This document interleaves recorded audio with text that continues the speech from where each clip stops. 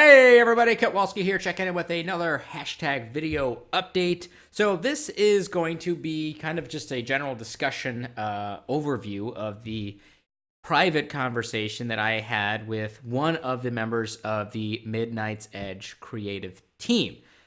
I know that I posted up a video maybe less than a week ago that I was kind of addressing some additional concerns and problems that I had with Midnight's Edge, and while a few of the points that I made in that video, in my opinion, are still valid, overall, overwhelmingly more than 90% of that video is kind of outdated at this point. So I will not be re-releasing that particular video. So those of you that did get to catch and see it as it was released there, I think there was probably about 400 views before I pulled it down.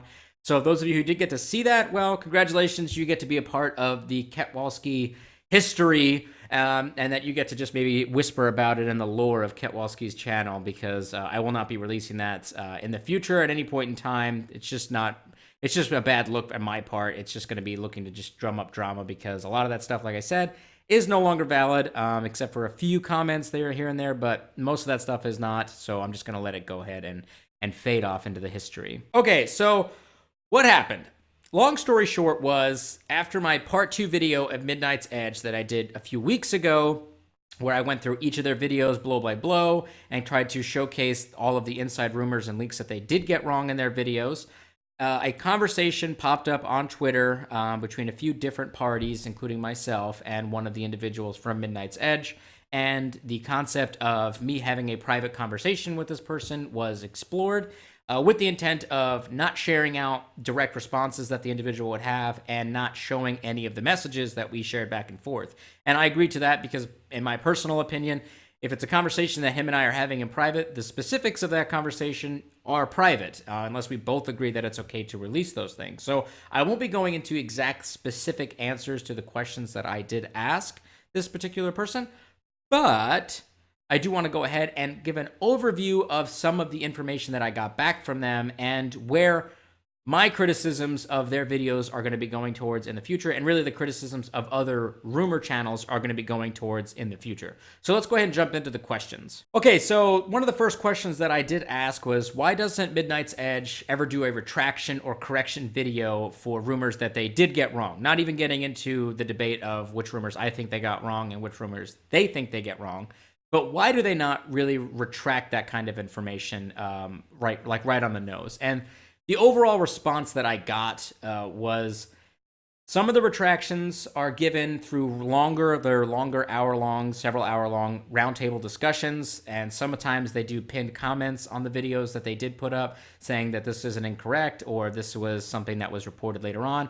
But the feeling is, that I gather, is if their source gives them information, they believe that their source is accurate and they believe that the information they're getting is pretty much on the money, they will then report it. However, they believe that if that information that was reported then changes production-wise, that it's not really their fault that the production decided to change their minds, such as something as simple as like the whole situation where, you know, we had Spock's dad, Sarek, being this trans-dimensional being. That was potentially part of the production at one point. They reported on it, and then the production shifted to something else. That doesn't mean the rumor was necessarily made up, but that was just, you know, part of the process of, you know, the production stuff, which is kind of the double-edged sword when you're reporting on this live rumor stuff. If you have your finger on the heartbeat of these rumor things, that is part of that issue, which is that some of the information will not necessarily be lies, but will get changed and will essentially make your video not age very well, as people like to throw up as comments and stuff like that. So their feeling is, it's not a lie. It was what was told to them by a source that they truly believe as having accurate information, and they report on those things. And then if it comes out later that that wasn't true, well, it's not their fault that the production changed. So that was kind of the overarching feeling that I got from there. The other part of that was also that because it is rumors and speculation, they don't really feel too much onus on really needing to directly create a whole new video that just addresses the rumors and speculations from previous videos. They do sometimes address previous rumors and speculation in other videos, according to this individual that I talked to, and that they do sometimes try to do that, but it's not a priority for the channel. Another question that I asked was what they truly believe their track record to be about in regards to Star Trek Discovery rumors. And they believe that their track record is very positive. They think that it's still very good. The sentiment was a bit of a disagreement with the video that I put out a couple of weeks ago, which is that I tried to go through and point out the different things that were wrong. But again, there's a bit of a disconnect between what I think is to be inaccurate or accurate and also what they view as, well, this was a production information that we received inside of the production thing that changed. That doesn't make it necessarily wrong. It was just right at the time, which I don't know how you guys and gals feel about that, but that's the information and the feeling that I got from this conversation. Another question that I asked was, have you ever questioned the information that you got from your sources? And if so, why or why not? And the response really was overwhelming that they vet their sources, they believe who their sources are, and that they believe that these sources have access to the inside information. I know some of you were kind of hoping that I would be able to divulge who these insider sources were. He did not really share that information with me, nor even if he did, I would not disclose that to any of you in this video, not because I'm trying to be secretive myself, but because if this person is on the inside and they are trying to do those things, it's not my job to jeopardize their position in the company. You know, if they want to risk their livelihood by shedding out this, insider information and leaks and stuff like that, that's their choice, but I'm not going to have a hand in them getting fired or anything like that for my own conscience. But what was interesting was that they do believe that their source is accurate and give information, but there have been times, because that was another question I asked, which was, were there stories that you didn't share? And there have been times that they had stories that were given to them that they did not share out. And I don't want to get into specifics about some of those things that he gave me as examples, but I did want to note that there was no delay in that conversation. Like I asked that question and he immediately gave me a response. There wasn't a situation where it was I asked that question and then he tried to sit there and try to think up a story that maybe that they could have, maybe written on the side and then said, oh, look, here's an idea that we didn't run with. It was an immediate response saying, these are some examples of stories that we did not run with that, honestly, most people haven't run with. So I don't know if this leak has come out to other people and they also disagreed with the information, or if this was just something that they got exclusively. But he had an immediate answer to that question. And so if anyone is wondering if they only spread every single rumor that they get and it's all negative, the answer is no. That they, in my opinion, I do believe that they don't spread every rumor that they get from their inside source. So then I went ahead and kind of just hit the nail right on the head. And I said, you guys say things are just a rumor, but then say you have an insider source and then it's coming from in which you try to validate the information and stuff like that, saying that it's not verifiable, but we've got somebody on the inside that does say that this is what's going on. So it's providing some validity to what is being spread across as a rumor or a leak.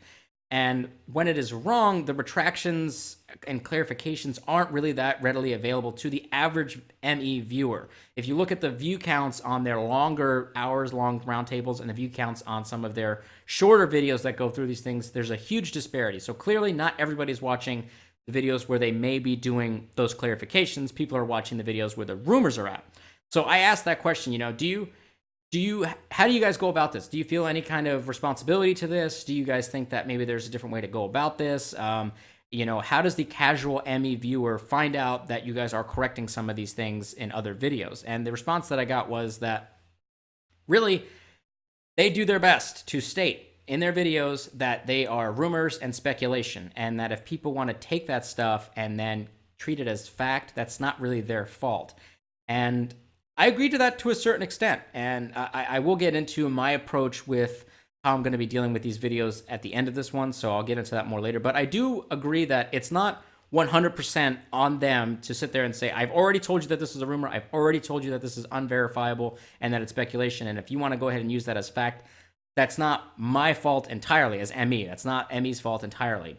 But there is some onus on that, and that's why I think I have a bit of an issue, which is I don't think that enough work is being done to clarify and correct some of the older information, especially things that are super damaging, because then it just creates like a mindset that every video that is being put out, if they don't see the clarification stuff, every video being put out makes it seem like the entire production is just a madhouse mess, and it's constantly in flux, and everything is just a crazy nightmare behind the scenes at Star Trek Discovery, which I imagine things are very intense, but I don't think it's as bad as what's being presented in just these rumor speculation parts of those videos.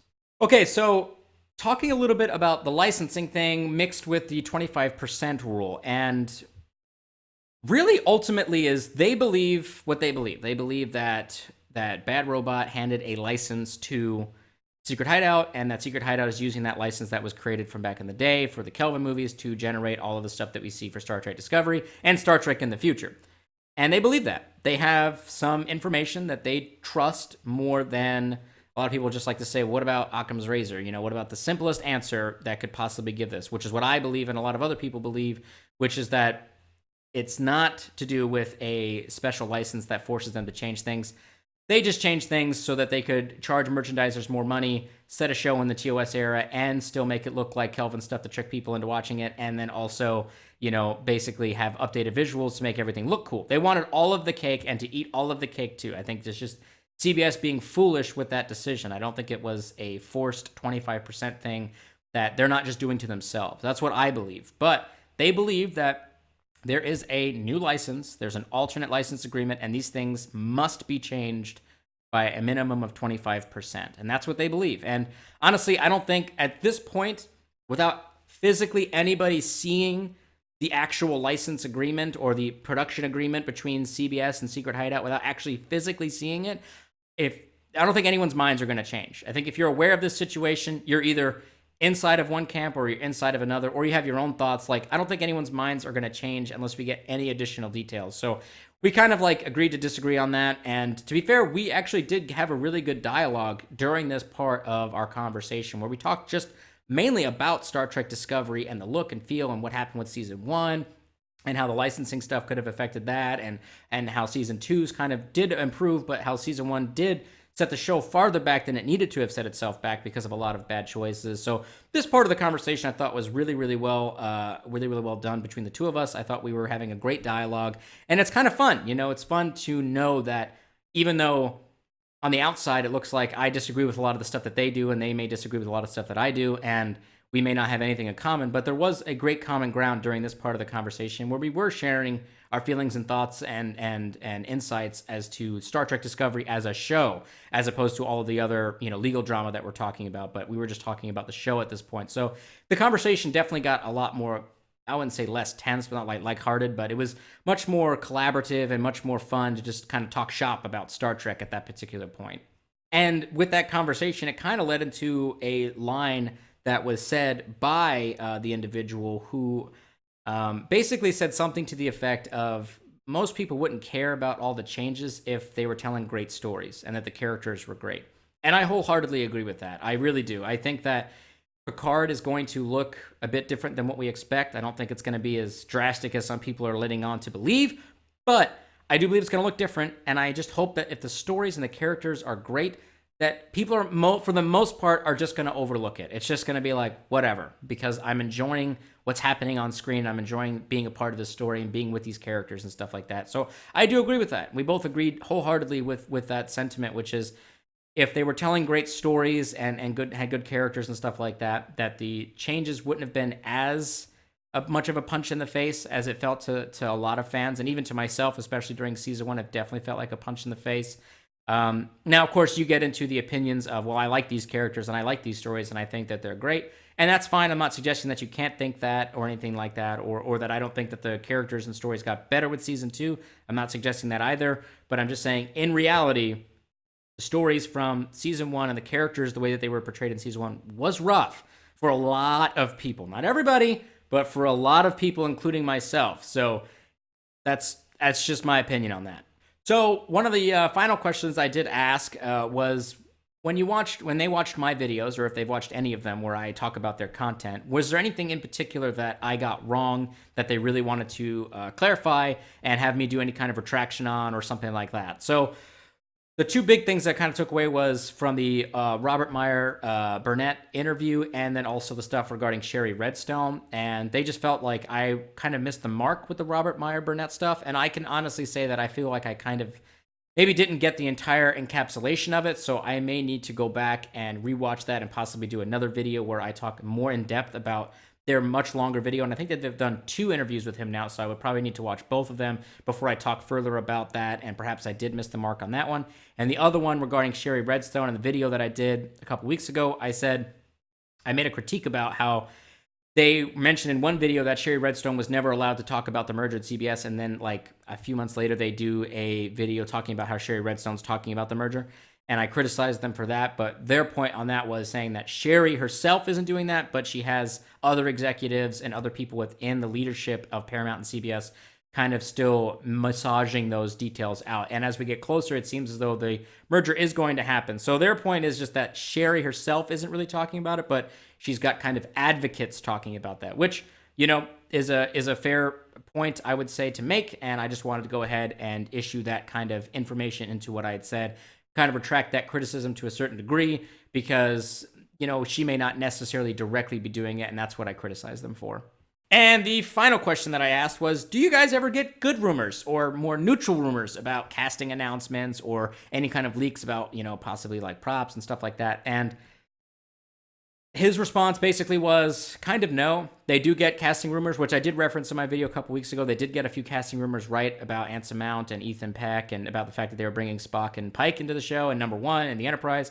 But he said that they don't really get too many positive rumors, and that the people that talk to them have a concern for the production and Star Trek as a franchise as a whole. So they come to them with their issues and their concerns, and not so much with their positivity and, hey, look at how great these things are. So I wanted to ask that question specifically because, again, I wanted to know, are they just taking the negative and only presenting that while leaving the positive to the side? Or are they only receiving the negative, or what's going on there? And the information that I got from him was that they mostly just get negative stuff, or things that can be perceived negatively for Star Trek's production and Star Trek the franchise as a whole.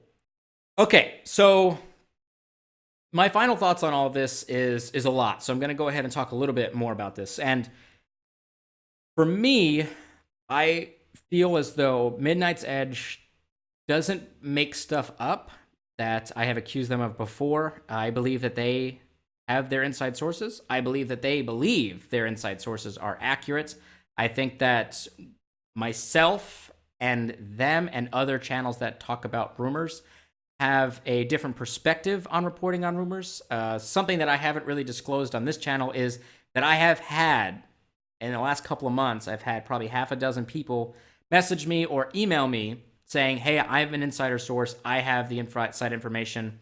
Here's what's going on that I know about. And I say, thank you. This is really great information. Unfortunately, I can't run with it, and I would not run with it because I can't verify it.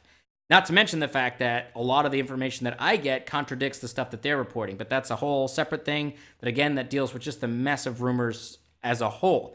So I don't believe that these kinds of things should be reported on from that perspective. However, they agree that they want to, that they think that that it's okay to report on these things because it's just letting people know the information that they're getting as the production is constantly progressing through whatever season or iteration of Trek that we're talking about. So they feel like it's okay to share that information. And I'm not going to sit here and say that it's wrong to share that information.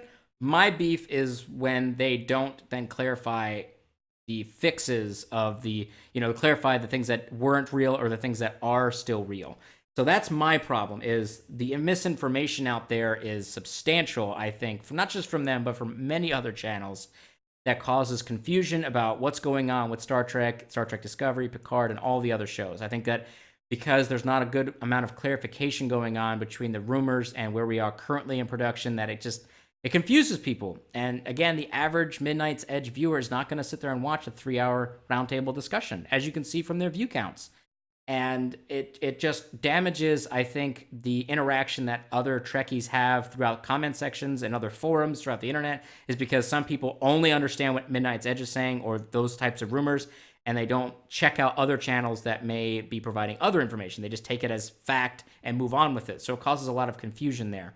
And again, that's not all on Midnight's Edge. That's or anybody who's doing the rumor channels. That is also on the viewer for not just taking the things that they're clearly labeling as rumors and speculation as fact. They should not be doing that, but they are anyway. So there's quite a few people in the wrong in this particular situation. It's not just the channel that's saying it. So the other thing is the sentiment that I got and the feeling that I got from our conversation was very much that they take their job very seriously, and they take the information that they're passing along to their viewers very, very seriously. And it doesn't seem as though they are just having a good old time watching the internet catch on fire and just freak the hell out about everything going on with Star Trek Discovery and Star Trek as a whole, that they believe that they are doing the right thing by sharing these rumors and by speaking out against things that they view as damaging to the Star Trek franchise.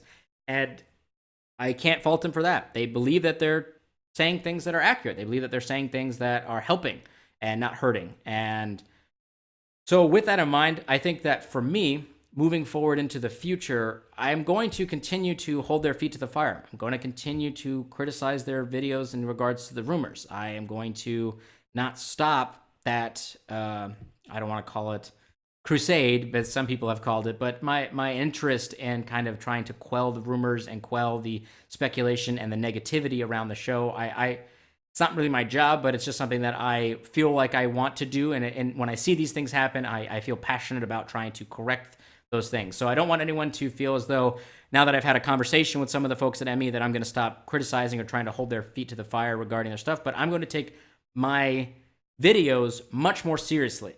And I don't mean that in a way that we can't have jokes, but I'm going to take the criticisms that I would levy against them or anybody else in the future much more seriously. I need to come to the table with some serious information and hardcore facts as opposed to just saying, well, you're wrong. And just for my own self, I have done that in the past where I've come to the table with some good hard facts, and I've also not come to the table with good hard facts. So I have not been as in-depth with my own counter research as I possibly could have in the past, and that's something that moving forward, if I do make another critique video, I will be doing that as much as I possibly can so that people don't just sit there and say, well, you're just saying that yourself. You're just saying that as a feeling as well. You can't disprove that. State that Bad Robot is a production company for Discovery, which it is not. I don't know why you guys keep saying that. It's not a production company, nor is Paramount Pictures. I don't know why you guys keep saying that. And you might say like, well, how can you disprove a rumor and stuff like that? How can you disprove that? Well, there are ways of going about that. There are ways of trying to, it's about timing, it's about research, it's about understanding necessarily who's saying what and the way that they're saying it, and then doing the proper research to kind of back up your point. There is a way to kind of go about doing that, showing hardcore facts to dispute one of the claims that's being said by somebody.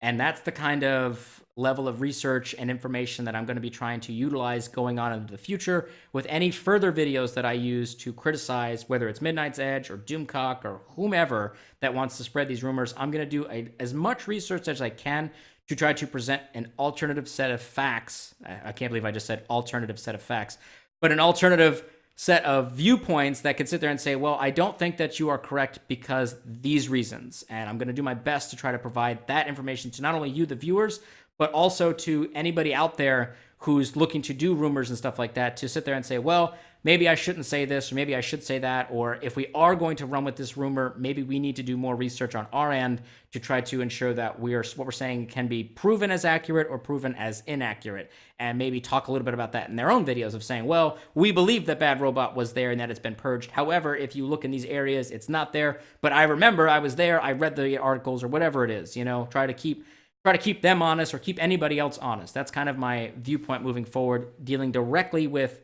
the channels that are putting this content out.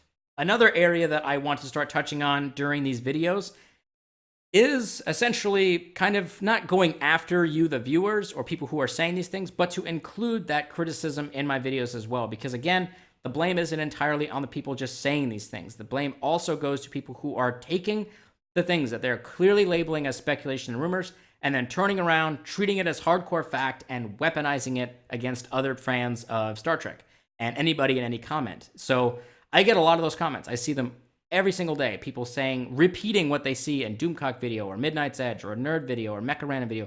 Like they take this information and then they say it in a comment as if it's fact. And then I go watch the video and they're saying, this is a rumor. This is speculation. You can't verify this. So the onus isn't entirely on them. It's also on the people who are utilizing this information to weaponize against others. So that is an aspect that I'm going to start picking up on in each of my critique videos and talking a little bit about people who are utilizing that stuff. Not like sitting there saying, user, the man at 56 said this, this, and this. I'm not going to be doing that, but it's going to be talking about from the perspective of a viewer and how it's impacting the comments and forums and stuff like that, and how other fans interact with each other because of this particular rumor, whichever one I'm covering at the time.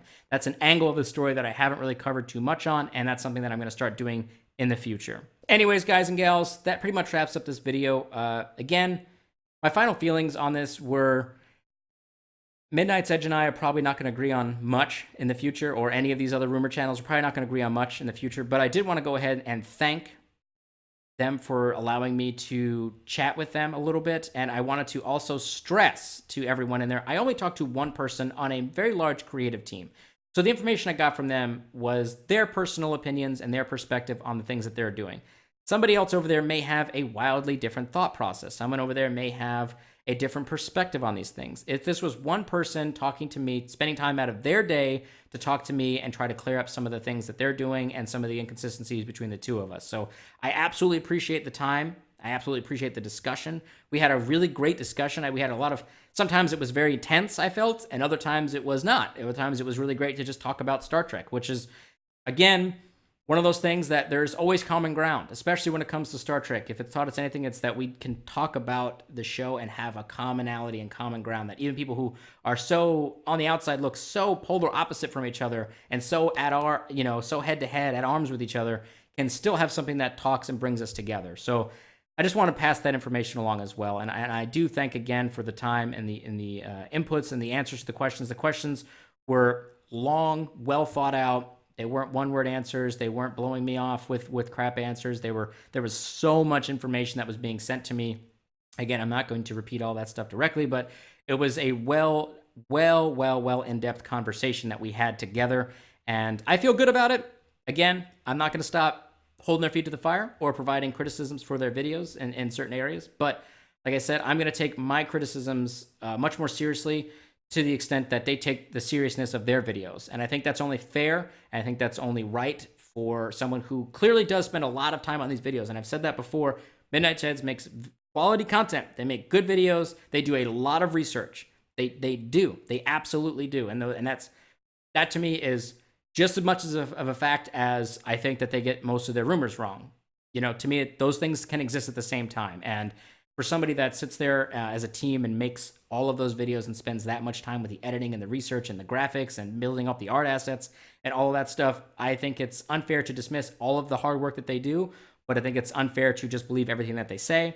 So I'm going to take my criticisms much more seriously and try to portray that to you as the audience, and to use as not just a soundbite as a weapon against them, but to also provide you with information that maybe you need to go and do your own research on and build up your own opinions and your own thoughts about what's going on. So that's going to be my role in the future when it comes to this stuff like that. Anyways, guys and gals, I know this was a long video. I appreciate if you made it all the way to the end here. I'm curious to hear what all of you think about this. What do you think about this conversation that we had? What do you think about the information that I got from them that I was able to share with all of you? Has your opinion kind of shifted at all for Midnight's Edge? Does your opinion shift on me at all? I'm curious to hear what you guys think about that. And I'm curious to hear what you think about my criticism videos going into the future. What kind of stuff would you like to see in those videos? Do you have any recommendations or insights and inputs for that? So I'm curious to hear what you guys have to say about that. Anyways, I will catch all of y'all next time. Live long and prosper, my Trekkies!